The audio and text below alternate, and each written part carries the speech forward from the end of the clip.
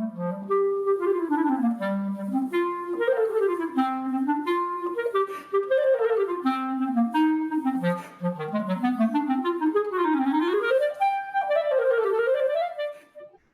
to MMI's Minnesota Clarinetist, a virtual series where we feature Minnesota's clarinet performers and teachers. Today we are so excited to introduce Yoon Kim, who is the principal clarinetist of the St. Paul Chamber Orchestra. Welcome. Thanks so much for being here. We are so excited today to have Yoon Kim with us. Thank you so much for being here. And yeah, we're excited to learn more about you. So welcome. Yeah, thank you for having me. All right, so first things first, we want to know, a little more about you. So I did a little searching online and saw that you have studied clarinet closely for a long time at a young age. So can you tell us a little bit about your clarinet beginnings and how you decided to study so closely at a young age? Sure. So I started actually playing piano when I was about 5, like 8. Many of Asian parents, my mom was like so obsessed then to play, made me force practice piano like 3-4 hours a day, and I was like, I can't do this anymore after a couple of years. So we went to this woodwind shop like MMI, and there were flute and clarinet, and at that moment I was like, I didn't even listen to the sound. I just liked clarinet better. It looked cool at that age. It's the look at that time. And then I was very fortunate that I had some really good connection after all with France teacher who retired, Michel. So I ended up going to Paris when I was 14. And I spent 9 years there studying in Paris. First year was with Florent Eo. He's in right now CNR Paris, and he teaches in Swiss also. And after 3 years with him, I got admitted to Paris Conservatory with Michel Arignon. So I spent there another 5 years doing my bachelor and master's. Then 2010, I came to US. I started my artistic diploma degree at Colburn School with Yehuda Gilad. And after 4 years, I've been doing some solo and chamber. I did some competitions. And then here now I'm in the St. Paul Chamber Orchestra with clarinet. It's my third season now. Okay. So was your family with you too? My mom was with me when I was a teenager, since I can't be there without parents' guidance. Yeah. Okay. We're just on your own at 14. Yeah. Okay, and so I read that you were the first South Korean to be accepted into the Paris Conservatory. I mean, what was that like? I mean, at that time, I was just so happy, and not just happy. It was unbelievable at that time. Yeah, it was just great experience when I got in. Our whole studio was full of international competition winners, and now who's in concert now, who performs frequently like soloists. So it was just great to see them, how they prepare, how they practice. That really helped me. Yeah. I think kept me to stay there was just music and all these arts. Everything was there. Like for clarinetists, actually, it's like a Disney World. You have Van Doren factory. Whenever you have any problem, you can just send it to Buffet factory without any problem. It's totally different now. Or when I go back to Korea, I can't. Yeah, it's much closer in Paris. So yeah, that was the easiest part. Yeah, I bet that's definitely a luxury for sure. Yeah. I miss that a lot. Yeah. Yeah. And also the conservatory students had this Van Doren sponsorship, so we could get like reeds for free, and it was just yeah. Nice. That's definitely a perk. Yeah. Reeds for life. So I had a quick question. Yeah, go ahead. Did you kind of learn to speak then French a bit? And like, do you still know? So I'm obviously I lost a lot, but I can pick it up. But it takes a little time. I can still understand most of it, but when I try to speak back, I have English accents.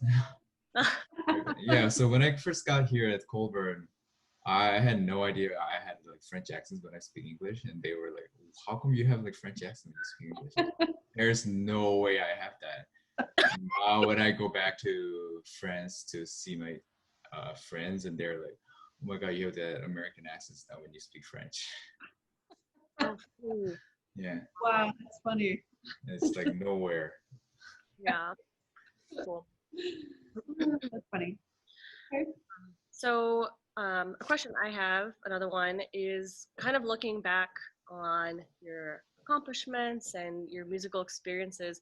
Is there anything, one or a few, that really stand out in a meaningful way? Because we know that you've done so much up until this point, but things that have really kind of stood out since then, and why also.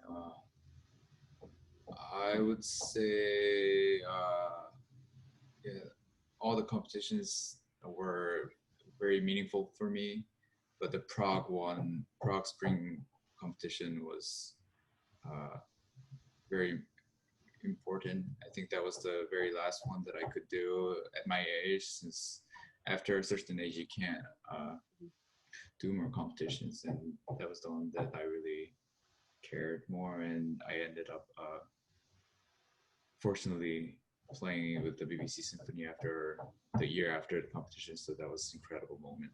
Mm-hmm. But one of the concerts that I'll always remember will be playing Copland Concerto with a Colburn Orchestra at Disney Hall, and that was one of the best moments. That I don't think I ever had that fun, exciting feeling. It's just like all my friends, and they were all just be there, and it was so much fun. Yeah, I think that's about it for now. Oh, and obviously, like being here in St. Paul Chamber Orchestra, this is something that I always dreamed of. You know, like Martin Frost was here for as an artistic partner. And it's like for clarinetists, it's like wow, he doesn't come to US that often, and whenever he comes, he's here. And the first time I came here, I saw him. It's like, oh my God, this is like a dream come true. Right. Yeah. Yeah, we've been pretty blessed just as Yes. Clarinetist Yes. here, you know, and Mhm. having that opportunity to see him that frequently. That Yes. yeah. Yeah. I can It's very imagine fortunate. being close in your capacity too. Yeah. That was Yeah, amazing. that's really cool. Would you how can you even compare Prague versus, you know, your Disney Hall performance? Would you say, I mean, can you compare those two really, or were they so different that it's I would say it's very different because like Prague competition, when I think about it, I feel about more like nervousness, like scaredness, yeah, and the concert is more like oh yeah, that was like one of my best like concert moments. So yeah.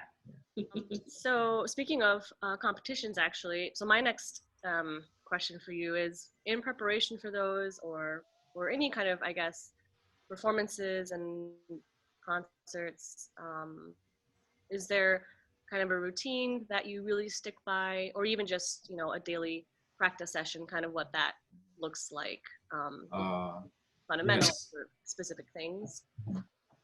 One of the things that I really uh, cared about was try to play the whole program once a day for sure. It's about 10 to can be a maximum like 15 pieces with 3 to 4 rounds. So it's really hard to pick up if you try to practice one day these programs, and then the next day you can easily like forget. So once a day I try uh,